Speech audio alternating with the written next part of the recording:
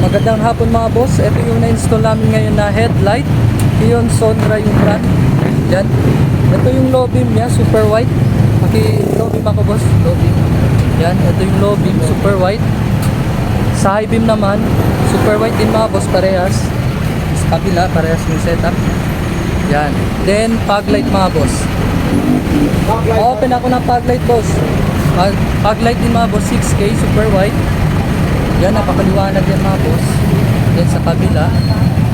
K-Nice na lahat mga boss. Full set siya. Low beam, high beam, and fog light. Super white lahat mga boss. Yan, ito yung carton niya. H11. Yan, 6K. 19,200 lumens. Ganun siya kaliwanag mga boss. Yan. Then, ito naman H11 din. Ito yung fog light.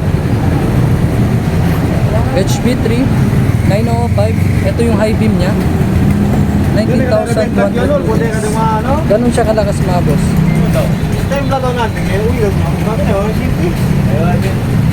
Full set na lahat mga boss. Yung headlight and fog light. Then ito yung sticker niya. Yan, Kion Sonra. Ito mga boss. Yun na mga boss, visit our shop.